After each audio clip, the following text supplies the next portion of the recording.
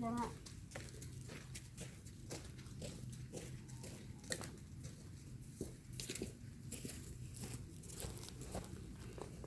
Eh bien.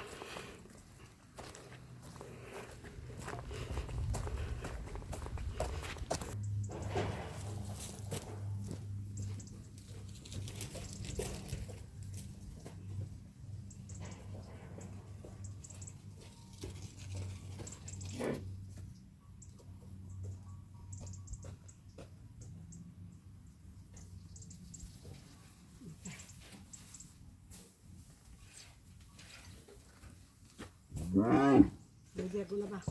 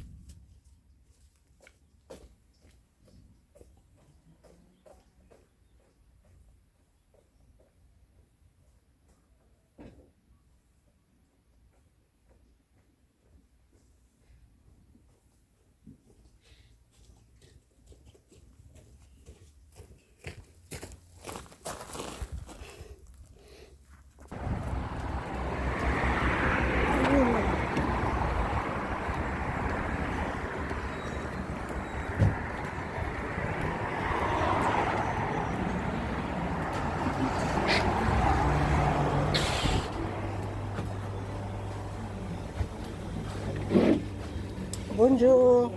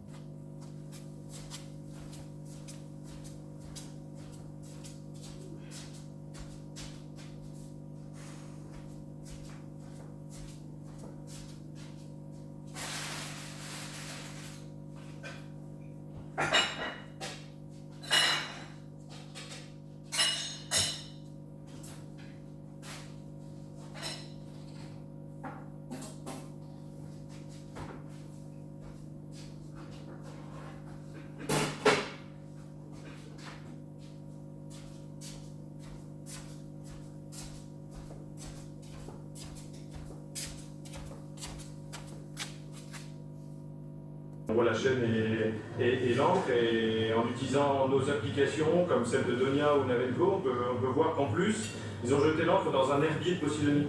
Et donc en ce moment même, ils sont en train d'impacter très fortement l'herbier.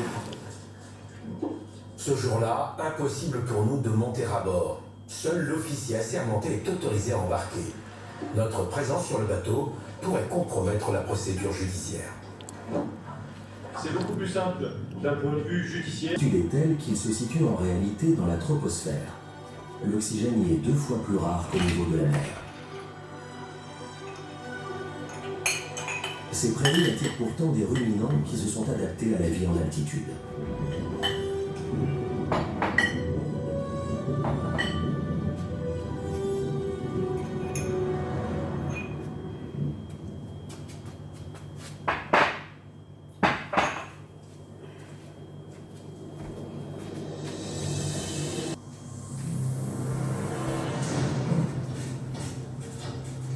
Comme chez la panthère des neiges, des poches d'air logées dans les narines réchauffent l'air avant qu'il n'atteigne les poumons.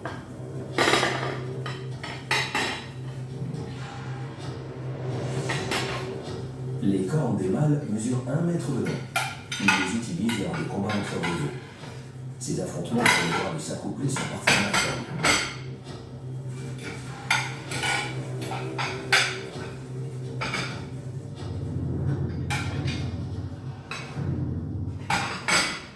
Cette fois, le nouveau venu part en retraite.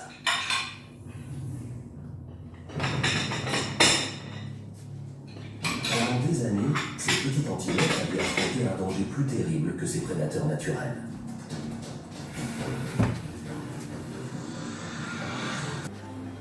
Bientôt, les femelles vont pondre 1 ou 2 œufs.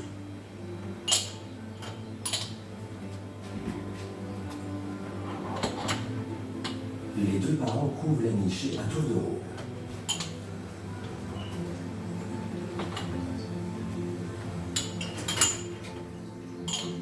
Il reste moins de 6000 grues en couloir au monde.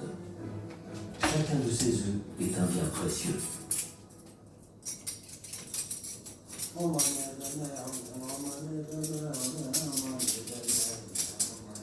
Ces majestueux oiseaux sont un objet de vénération pour les moines.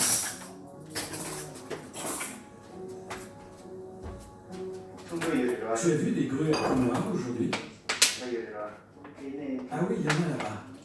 Et des canards aussi.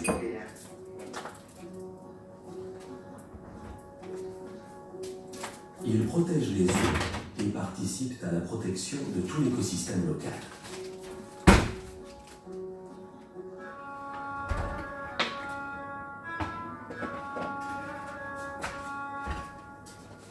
Chaque été, les oies à tête barrée se joignent aux grues. Leur migration compte parmi les plus difficiles qui soient. Elles doivent franchir l'Himalaya.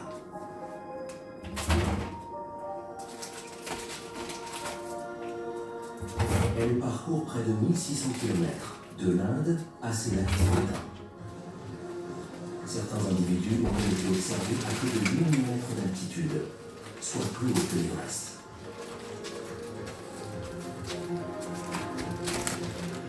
À cette altitude, il fait en moyenne 20 degrés. C'est suffisant pour élever des oiseaux, 8 en moyenne par couple.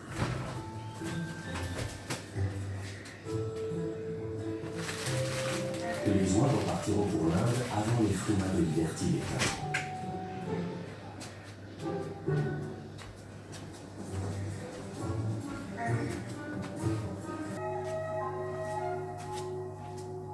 Il arrive que la nuit, un habitant de ce haut plateau rende visite aux moines.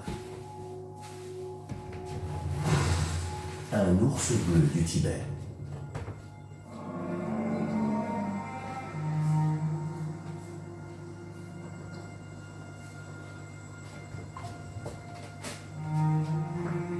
L'un d'eux a fait voler en éclats quelques fenêtres. Et puis il s'est enfui dans la nuit.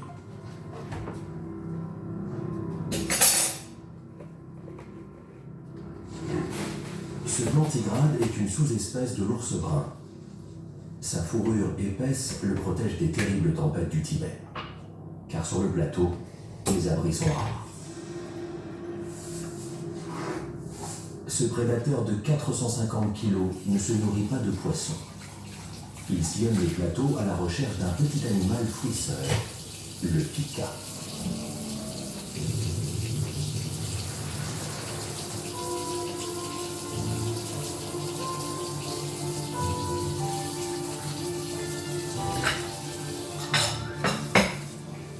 pika est un proche cousin du lièvre et du lapin. Il compose jusqu'à 60% du régime des ours bleus.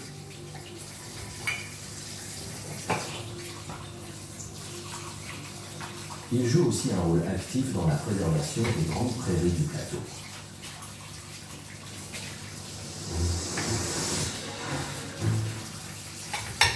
Il creuse de vastes galeries qui aèrent le sol et lui permettent d'absorber l'eau. Les pikas avalent chaque jour 50% de leur poids en herbe.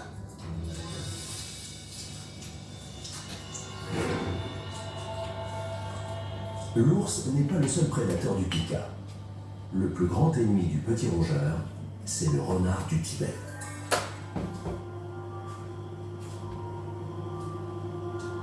C'est le duel vieux comme le monde entre le prédateur et la proie.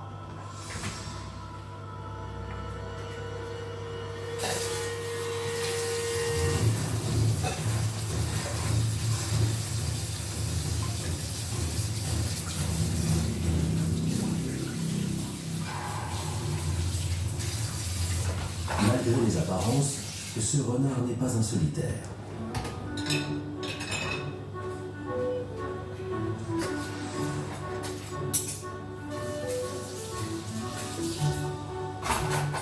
Les renards du Tibet forment des couples pour la vie. Ils partagent l'éducation des petits qui restent avec leurs parents près. Classique. Le dentifrice Artrodon classique réduit de 72% les saignements occasionnels des gencives. Artrodon, gencives et solutions.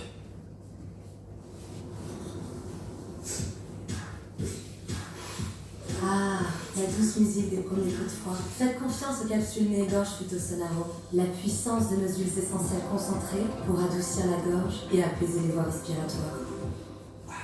Et en cas de nez bouché, spray nasal décongestionnant agit dès la première minute. Dispositif médical, Phytosonaro, puissant par essence, simple par nature. Comment remplir un lave-vaisselle? Le perfectionniste. L'indifférent. Le distrait. Peu importe comment vous le remplissez, une nouvelle capsule Sun vous offre la meilleure efficacité contre les tâches les plus incrustées et 4 fois plus de brillance. Sun à l'épreuve de la vraie vie. Chantal a beaucoup d'amis à qui elle aime bien faire des confidences. Mais elle a un secret qu'elle ne partage pas avec tout le monde. Conseils personnalisés, gamme complète de protection pour les femmes et les hommes. Sphère Santé, le spécialiste des troubles urinaires. Ainsi, Chantal continue à vivre en toute autonomie. Bonjour Stéphane, c'est Chantal. Sphère Santé, bien vous connaître pour mieux vous protéger. 01 61 30 15 94 ou sphère-santé.com.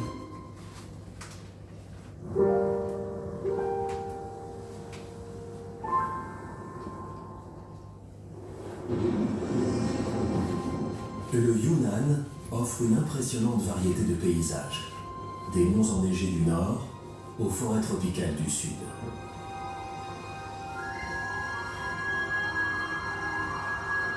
Trois fleuves majeurs le traversent de part en part. Cette province du sud-ouest de la Chine abrite la plus grande biodiversité du pays. Ici, hommes et animaux vivent en harmonie depuis des millénaires. Dans ce riche écosystème, chaque animal doit lutter pour survivre.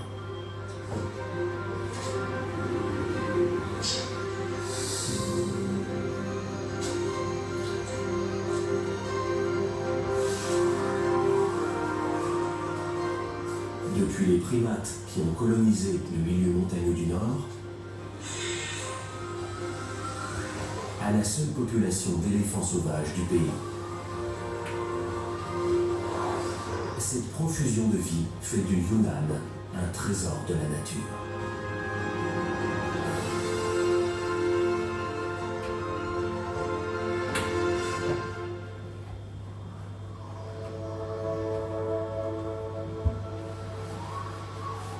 La province du Yunnan abrite plus de la moitié des espèces vertébrées de Chine.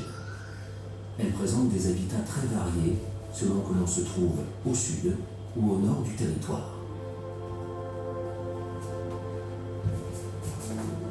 Les monts Engduan sont à la frontière de l'Himalaya. Ils forment l'une des plus jeunes chaînes de montagnes au monde. Cet imposant massif sépare cette région de Chine du reste de l'Asie. Ces crêtes s'élèvent à plus de 4500 mètres d'altitude. Elles séparent des vallées parallèles, creusées par de puissants cours d'eau.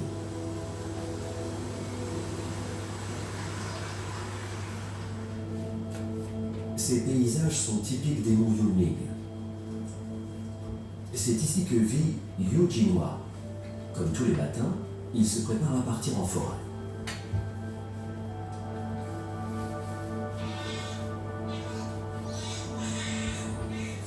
Je suis devenu garde forestier à l'âge de 42 ans. J'en ai aujourd'hui 65. Mon travail au quotidien consiste à veiller sur les singes. Je ne suis pas tranquille tant que je ne les ai pas tous vus. Cette région isolée abrite une espèce extraordinaire qu'on a longtemps cru éteinte.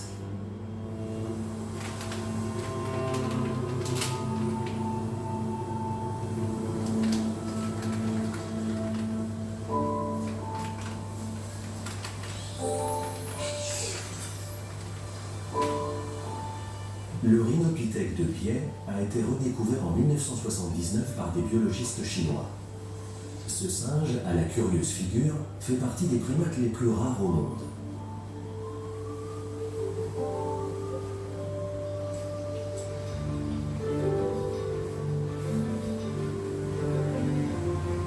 Son nez s'est effacé au cours de l'évolution. Ainsi, il ne peut pas geler, ce qui est très pratique lorsque le temps est glacial.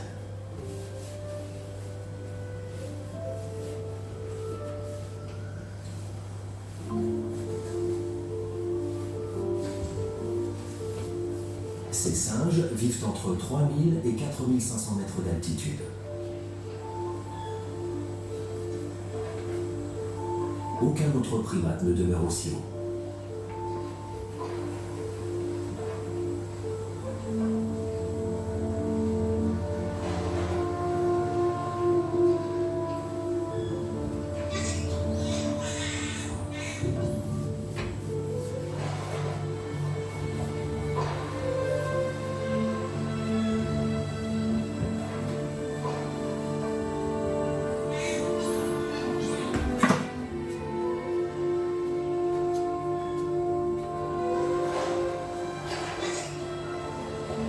Des habitats très variés.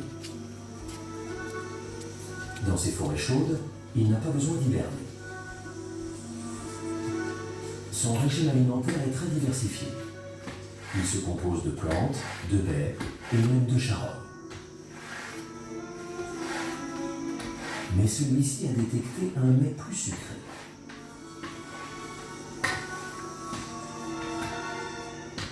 L'odeur semble venir de là. Il sonde le tronc avec sa langue de près de 30 cm.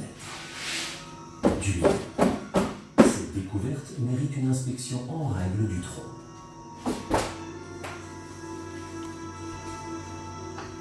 Les ours noirs d'Asie sont bien adaptés à la vie dans les arbres. Ils possèdent un torse puissant et des griffes recourbées pour saisir les troncs et les branches. Ils seront bien plus faciles à attraper. Pour leur reproduction, les plantes ont aussi besoin des animaux.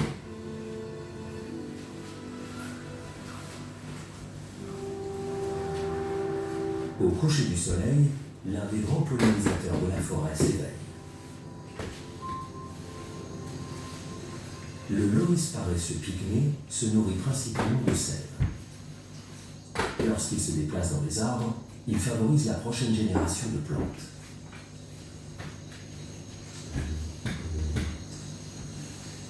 Il est surtout végétarien, mais il ne dédaigne pas un petit concentré de protéines, comme un criquet. Le loris paresseux a repéré une cible. Comme il ne veut pas sauter, il doit s'approcher le plus possible de sa proie avant de se jeter dessus.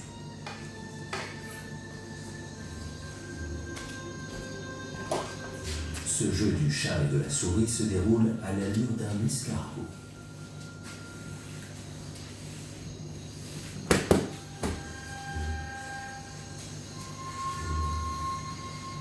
Le petit déjeuner est à portée de pâte. Le tout est de savoir quand frapper.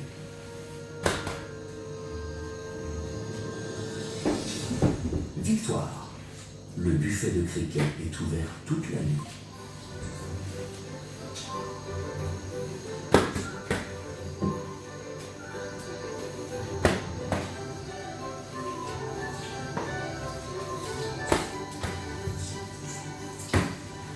Le jour se lève. Il est temps pour le petit primate nocturne d'aller se coucher.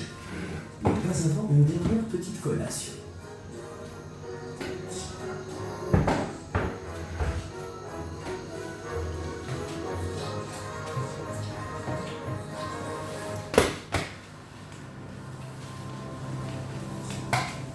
Chez les rhinopithèques de biais, la nourriture ne risque pas de s'enfuir.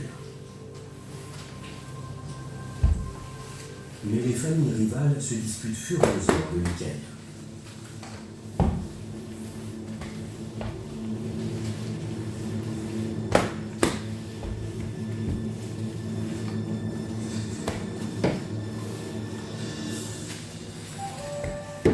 Yu Jinghua se consacre toute l'année avec plaisir à sa famille adoptive. Je les aime tous autant les uns que les autres.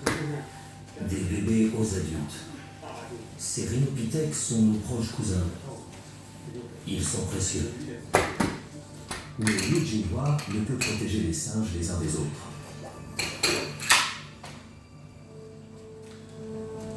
Les rhinopithèques de biais ont l'un des territoires les plus étendus de tous les primates.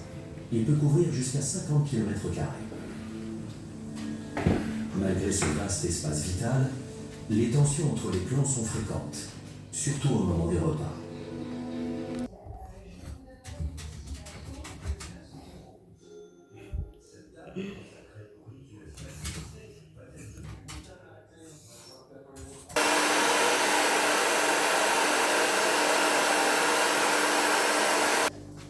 Alors comment on va aujourd'hui, Jimmy Frappada?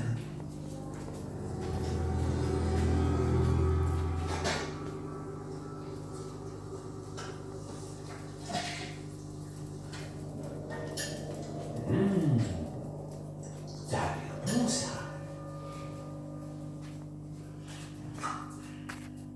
Ah, délicieux.